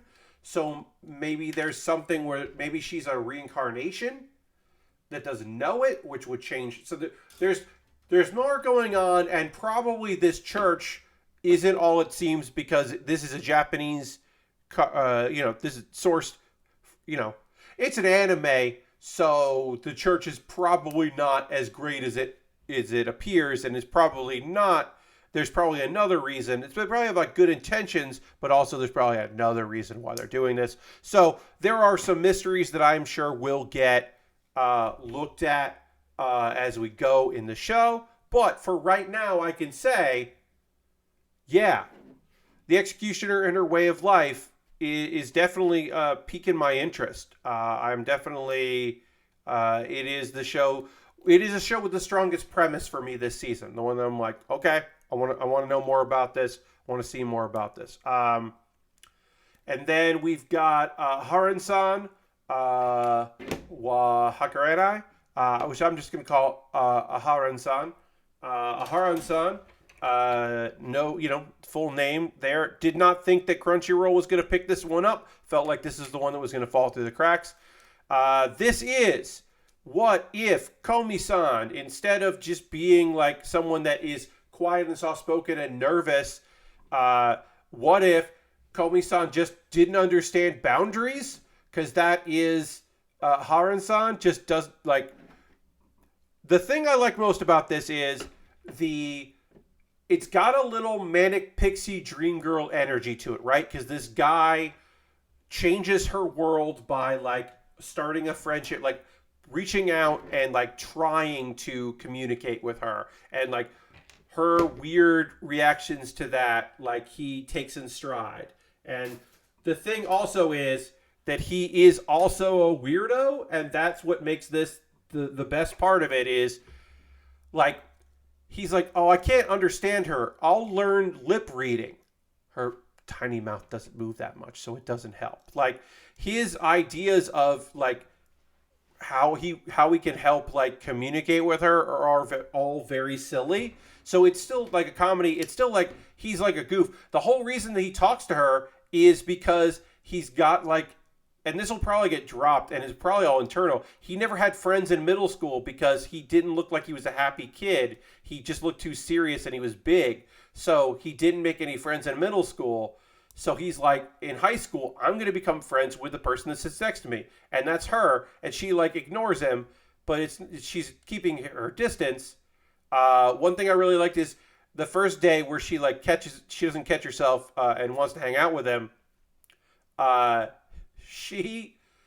One of the things she does is take him to karaoke, and then music is playing and the microphone doesn't pick up her voice because she doesn't know when she's being too quiet. And it's fun. It is a fun, weird little show. The first episode, I think, moves really well. I could definitely feel it being a 4 coma thing. This feels like a short little chapters kind of manga. I haven't read it, but I really like the vibe. I think it's just like a fun premise and a good show so far. First episode is good. I mean, it'll depend on the cliffhanger. The end of the first episode is some girl being mad at them being friends. Now, is she a stalker character? Is it that she's mad at her? I don't know who this character's mad at. Is she mad at the girl? Is she mad at the dude? I don't know. You assume it's jealousy because she always wanted to be friends and never got the chance to. So these kind of shows, much like Komi-san Can't Communicate, are make or break on the supporting cast, in my opinion. I already like the main characters, and I can definitely see this becoming a romantic show very fast because it's got a good premise to it. And then the last one is science fell in love, so I tried to prove it, and then basically trying a heart, but in math. All right, that's the waist. Got the waist done. Flying through this kit now. So we can add the waist in. And now let's build the legs. Legs should be pretty easy to put together. One thing I will say about this kit, I don't like that the folds cut off a little bit. I feel like you could work and figure out how to do that. Scale that so you can do that. But other than that, it's good. I saw a CR tweet earlier, but seeing you post it, I can't believe the equation is part of the show title. Yes. R equals 1 minus sine 0 is this instead of season 2, because this is Science Fell in Love, so I tried to prove it season 2. Instead of calling it season 2, they called it R equals 1 minus sine whatever, which is basically like a heart. It's supposed to be like the heart sign. I guess someone explained that to me, and I didn't get it, and I think it's not a good name. They could have just called it season 2. Anyway, the premise of Science Fell in Love, so I tried to prove it, is there's I'm sure that's great SEO. Yeah. There's a science club at school, at university, and 2 members of the science club are talking about the science of attraction and love. And they're going to say, is it provable? Can you find scientific evidence to prove if you're in love or not? And no one doubts that these characters are definitely in love. Because there's some that are like, there's somebody who's in love with 2D characters. There's somebody who's clearly in love with the guy who loves 2D characters. There are people who are in love with different things, different people being in love with different stuff. Throughout the series, but our main 2 characters are scientifically trying to prove it. Also, side note, we finally explain why everyone in the club wears lab coats, because lab coats are cool and make you seem like you're more serious. You're taking things seriously. But the president of the advisor of this club doesn't wear lab coats because he's a guy who's real buff, and when he gets excited, he flexes. When he's talking about science, he flexes, and he was ripping through them, so he's not allowed. I also thought a couple characters were going to graduate between the last season and this season. They didn't, so we're just going to add new characters, and that's fine. To me, that is totally okay. What else? What else about this thing do I need to tell you? Oh, okay. So this episode introduced 2 new characters from the biological research club, and I regret to inform you that a horny character has signed in. We now have a very horny character. The 2 members that we've met of the biological club are in a relationship. They are dating, and they use their dating for research, and they are in love. And one of them is very horny, like overtly sexual. And they're college kids, but it also feels very weird compared to the kind of wholesome romance. The if we're gonna kiss, we need to have the optimal kiss. We're doing the science of being in a relationship thing to put that against this like this woman who seems obsessed with saliva, and then her like white knight tiny boyfriend, who's basically like character is that he's like, you can't, I'm trying to do work here. You can't keep flirting with me like this. But he supposes, well, you say that you can prove love with science. Doesn't that mean that you're not in love? Because if you were in love, there would be no need for proof. So isn't this a waste of everyone's time? I don't think you're in love. And of course, our main characters want to solve they want to apply science to it, but they also don't want to admit that they're not in a real relationship or they're not in love with each other because they are in love with each other. So that, I will say this conflict that gets introduced is actually the most compelling conflict I've ever seen in a show, because it does further the fucking plot at some point, which is now these characters, like, there's a competition between these two couples, and that's interesting. And have somebody like this couple that they're clearly, deeply invested in one another and want to be in a relationship with one another. It is very interesting to have them suddenly have like a moment of like doubt. And so I do think this conflict is like good, and when generally I'm not usually in favor of throwing in a weird conflict in an anime seemingly out of nowhere. But in this particular case, I think it's warranted, and I think it's good. I don't know. So that science fell in love, so I tried to prove it.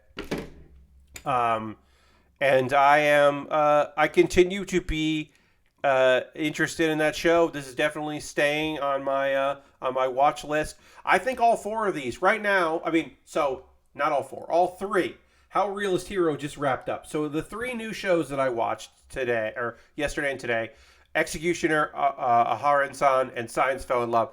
Aharen-san, again, is dependent on if the supporting characters are going to be shitty or not, because I like the main two characters, and I like their interaction so far. So I would be happy if they end up being fun characters that I want to see do more. So that would be nice. I would be thrilled about that.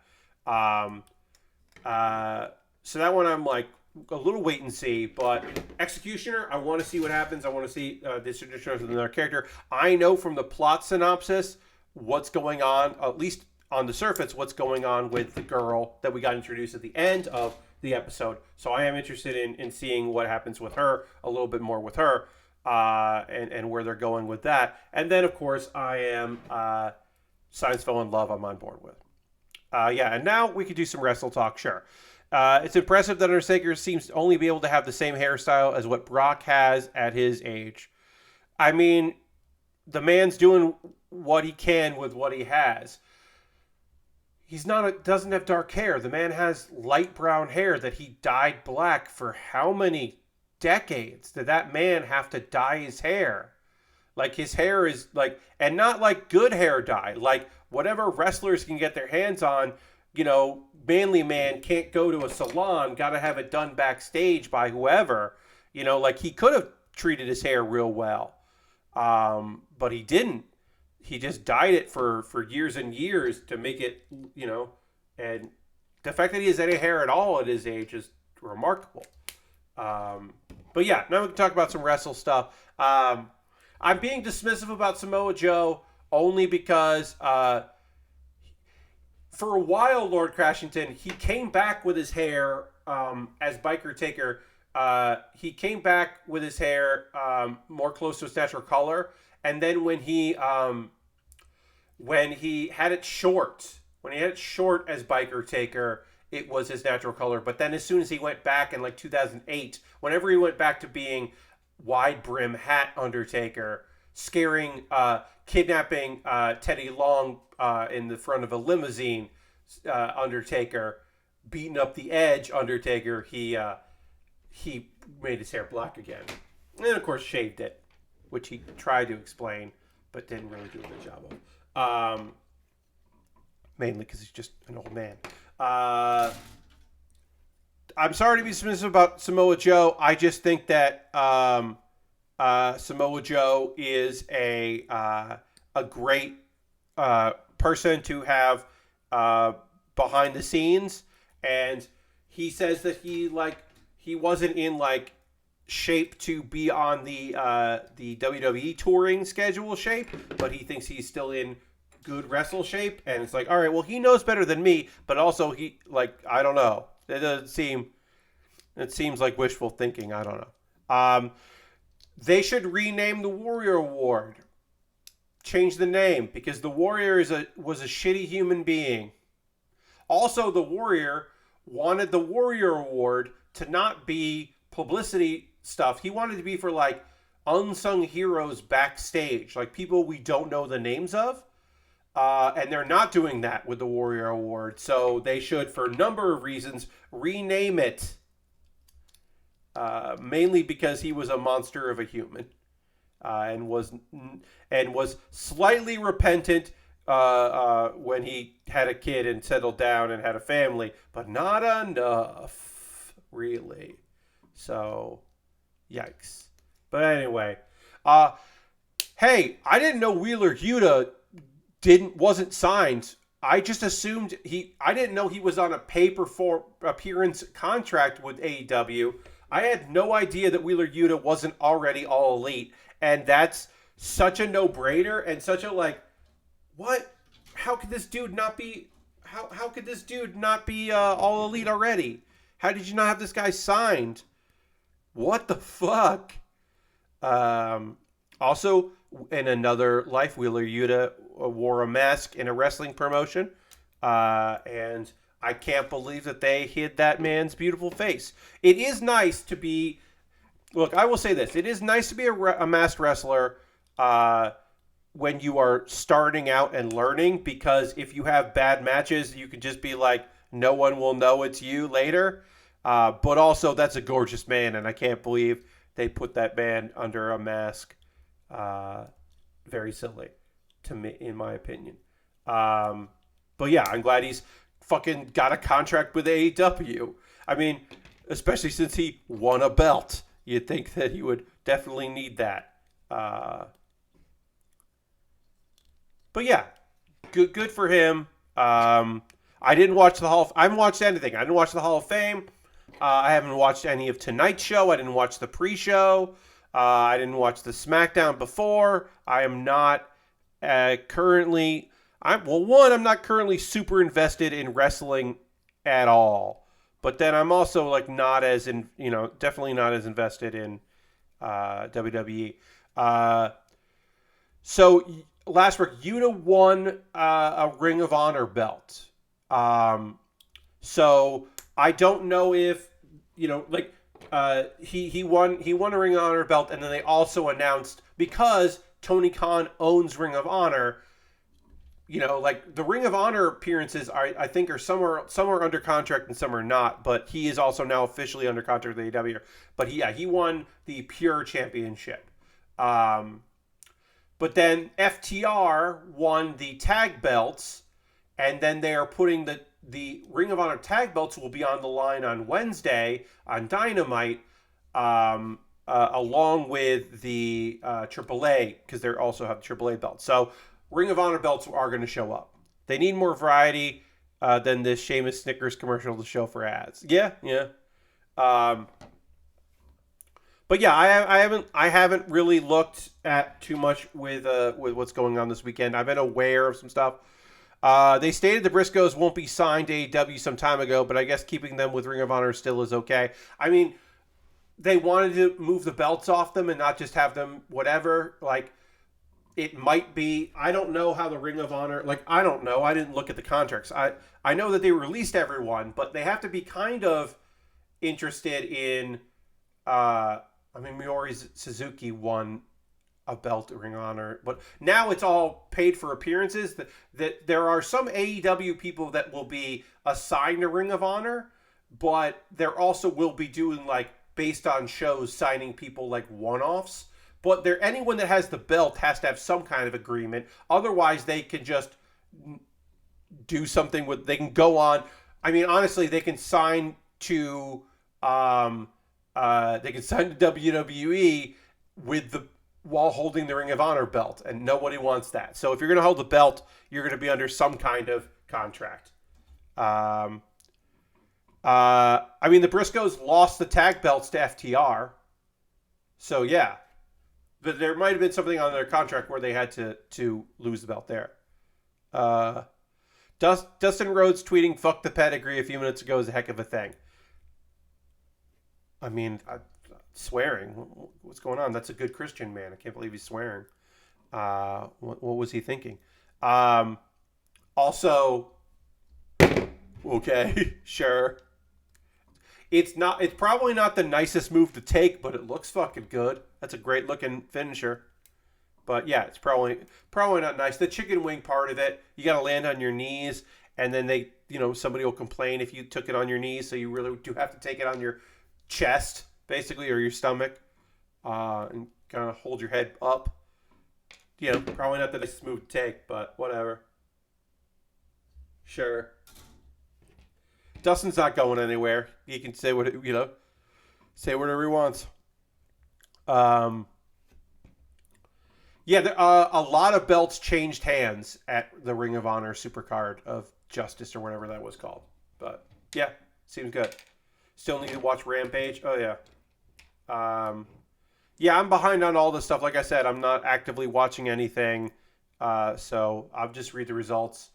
I'm in a weird spot where I do pay attention to a lot of indie stuff, but this weekend I didn't catch anything. I'm going to catch replays of a bunch of indie stuff. I mostly pay attention to indie stuff. I do pay attention to what's going on in AEW. I don't watch weekly because I don't generally watch television, but I do often pay attention to what's going on there because it's good to know what's going on. But yeah, I'm not super caught up with things like I probably should be if I want to, if I want to be up to date on stuff and be able to talk about those things. I don't often. Here's a weird thing about this kit. This leg goes backwards. It's real weird. The legs, these aren't feet. They're braces, so they go backwards to help this have some stability so it can stand up. And that's real weird. It's a real weird thing. But yeah, I'm just going to watch some Cultaholic stuff and keep track of what's going on with the wrestling and who's been winning, who's been losing, keeping up with the news and all that. Hearing about some cool matches here and there. And I'll probably check out, there'll be like a package to watch like all of the collective stuff after the fact or highlights of that, and I'll check that out. Yeah, basically, I'll be checking that all out. I have a friend in New York who is doing a wrestling show tonight, who is basically just like, hey, if you want to see some live wrestling in New York and not watch stuff that's happening in Dallas, come check me out. I'm wrestling in a ring in a loft in Brooklyn, so there's no ring, and he's just like, hell yeah, living the dream. She's living her indie dream. She's got her fitness OnlyFans, and she's wrestling. She did comedy wrestling in 2 promotions, one of which I ran. Now she's doing legit indie wrestling. Shaz Boatwright. She fucked your mom. That is her definite out and proud lesbian who basically her taunt is that she had sex with your mom. It was generally her taunt, and then she's a good worker in the ring. I'm very proud of her. I definitely don't miss wrestling pay-per-view cadence of one match every 35 to 45 minutes. Yep. All right, so I gotta build the weapons here because we still have weapons, but we're body complete on this kit, and then we'll also look at the mode change. But I gotta put together the weapons and then the parts that are needed for the transformation. There's 2 parts that are needed for the transformation to the mode change, the flight mode. But we'll just get the side skirts on here. The very nice looking side skirts. also gives this kit a bit of color. But you can see there's a lot of pegs on here that you could buy other armor and connect other things to it and mix and match. So I am going to keep this kit around for a while, see if I pick up another 30-minute missions kit, and then we'll see in the future if I want to like mix and match. But we'll get the weapons together, and then I'll take a photo, and then I will convert this to the flight mode or transportation mode, because it does have a transformation, and then we'll call it a stream. And I won't start any Lego. We'll start Lego on Monday. I thought this would take less time than it did. Obviously, 30-minute missions converted to an hour and an hour and a half, because of starting a little late, and then also taking the pause of the cause and just my own cadence. So this is good to know. Hey, Xandra, welcome. The Lego Lundy. Yeah, we've got a Corvette. We got Lego cars to build, but that will be on a Monday stream. I thought the Corvettes would get started today, but these 30-minute missions are not actually 30-minute missions. These are 30 minutes if you're focusing, I guess, and not talking about anime and April Fool's gags and whatever. But also, hi, Xandra. Happy to have you here. Always a pleasure. Welcome. Can I do this? Let me see if I can do this. Let's see. Can I get this right? Because I don't use this command that often. Did I do it right? Yes! The shout out command. I don't use that command enough. I need to use it more because people are lovely. I should be celebrating them. All right, so this is our kit. This is the 30-minute missions kit. It does stand up on its own. It is wobbly, so you would definitely want a stand with it. Oh, that just popped out, so that's fun. These things are, they're inexpensive. These are the cheapest 144 scale model kits you can pick up these days that aren't entry grades. And they're interesting. You can mix and match them. You can see that there. I kind of like the weapons, even if they're just two parts that go together. And it does have a transformation. And so we will take a look at that. I do have to take a photo of this first, because it's always good to take a photo of the kits we're working on here. So we'll take a photo there. And there. And then we'll... Now, I got an email of some kind here. Also, a couple people are tweeting about League of Heels, so I'm just getting a bunch of League of Heels stuff, which is fine. It's totally okay that I'm getting League of Heels stuff, but I'm like, okay, yes, I understand. I miss League of Heels too. Lord Crashton says the only April Fools I liked was the New Jersey governor saying they were changing the state bird to the bird. That is a good little gag. Yeah, I mean, most of it, like I didn't dislike Jer from Scottoon Network's bit about how he was doing a festival, but it really was just him promoting his album. He also claimed that he was the face of Bandcamp Friday. He's like, oh yeah, I'm the face of Bandcamp Friday now, and it was obviously is just a lie. And I was like, yeah, it's a lie, but I didn't dislike that lie. All right, so let's see if I can figure out how to transform this kit towards the end of the stream here. Can I figure out how to transform this? Okay, we're going to take these pieces off. We're going to take those pieces off. Oops. I will say this. Maybe it's just this one particular kit. These legs don't like to stay on. These legs like to fall off, and that sucks. So let's see if in this mode, this kit likes to stay together, because right now it doesn't really. Oh, there you go. That came off too. But also, like I said, these are fairly reasonably priced, and they want you to mix and match them. So, okay, so this came off. So then we're going to turn this over like this. We did that.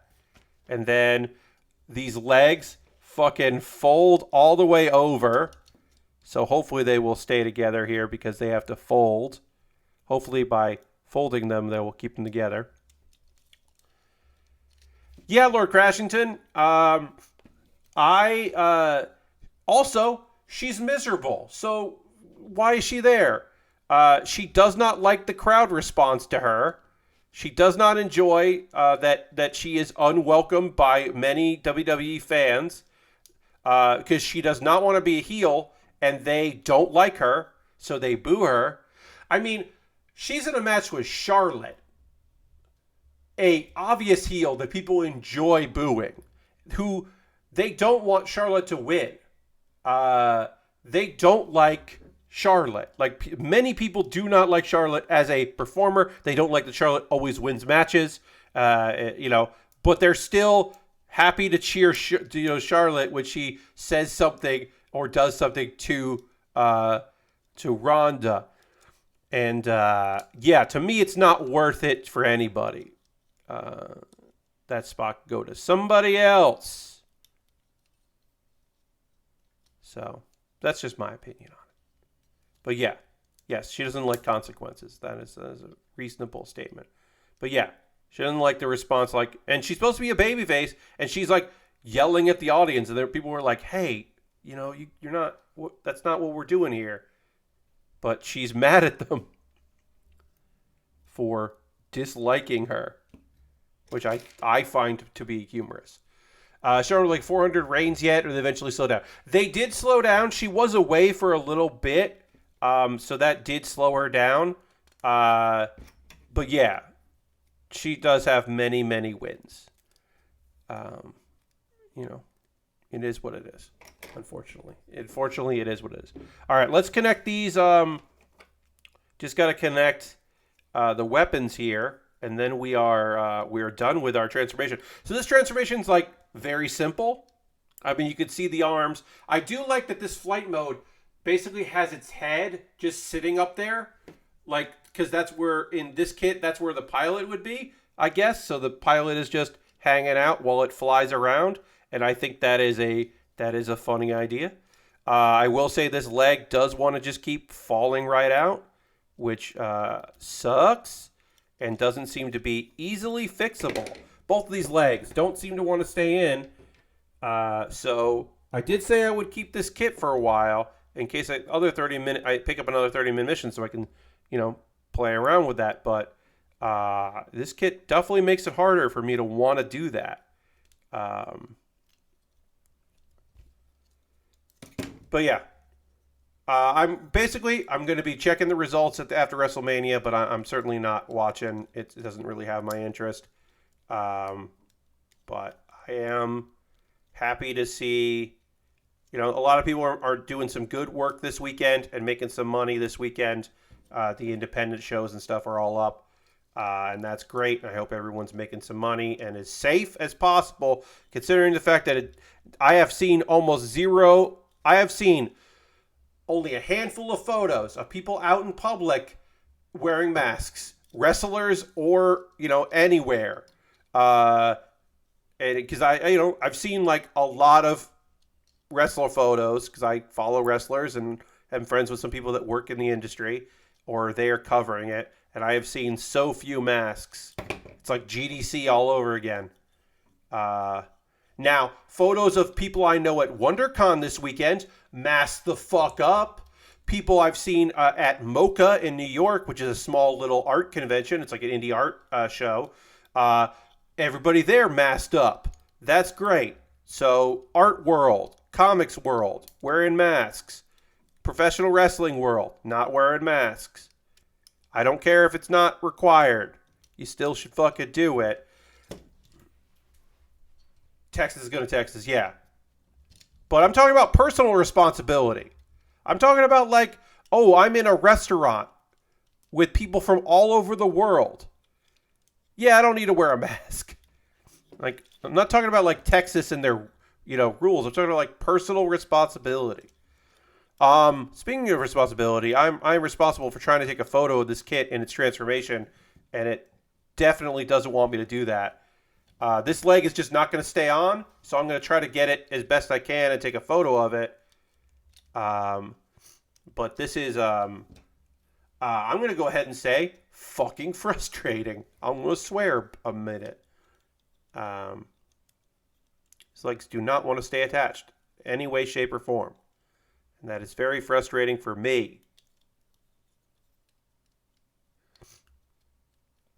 It's very flimsy, Lord Crashington. And I guess it kind of has to be for the transformation to happen, but then also you want the transformation to happen. All right, so there it is. Here is the flight form. You can see some different angles of that. I actually think the flight form looks great. I don't have my stand because I'm using it there, but I think it's neat. And it does bend in a way that you can, on this piece here, put it on a stand. So I do think it's neat, but Texan's going to Texan. Yeah, but again, this is international because these are people coming to Florida, coming to Dallas for a weekend. I'm just saying, personal responsibility. People need to, like, fucking look out for themselves and each other. And hopefully they'll get tested when they get back. And hopefully they have people in their lives who are like, hey, you went to WrestleMania? Fucking, well, then you got to take this, you got to, like, take a COVID test right now then. All right, that's transformation. And that is going to do it for our stream tonight. We are going to raid, because that is how we end every stream, is, of course, we end with a raid. We're going to go find somebody awesome in the world of streaming on a Saturday night who's doing something cool that we want to go hang out with. Next stream will be Lego. As promised, I thought we would get to that sooner. We didn't. That's okay. But we're going to find somebody awesome to go and hang out with here. Let's go see what's going on. Who's doing some stuff that we want to go chill with. Let's see. How long is... I have no idea how long my buddy Adam has been streaming. I'm gonna see if he... I'm going to see if he tweeted about it. But my buddy Adam is playing Elden Ring. This is his second playthrough, I believe. So I'm going to see when Mr. Savadan started 2 hours ago. Okay, so we'll probably be playing for a little while because Adam is a streamer that streams for a while. So we're going to go raid C-Bats, a.k.a. Adam Savadan. Adam is a great person. And I'm sure that his stream is really fun because he rules. And he's got a great community. You are doubting just how many people travel for WrestleMania. No, I'm just saying, like, yeah, a state where you can basically be a pirate and open carry. Yeah, look, that doesn't, like, the fact that Texas is Texas doesn't change the fact that I think that people need some personal responsibility, and then I'm hoping that at the very least their friends and family are like, hey, what the fuck, you should get tested because you traveled. That's just me. I'm not going to change my mind on that one. But we are going to raid Adam, a.k.a. C-Bats. He rules, so feel free to come along in this raid. Thanks so much for being here. Thanks for sticking around a little longer than my normal stream because I wanted to finish this kid up. Lego on Monday. We're going to get into some Legoing on Monday. I work on the CAR and the 69 Corvette. So thanks so much for being here. I hope you have a great rest of your evening. Come along on this here raid, and I'll see you in the next one. Goodbye, everybody. Goodbye.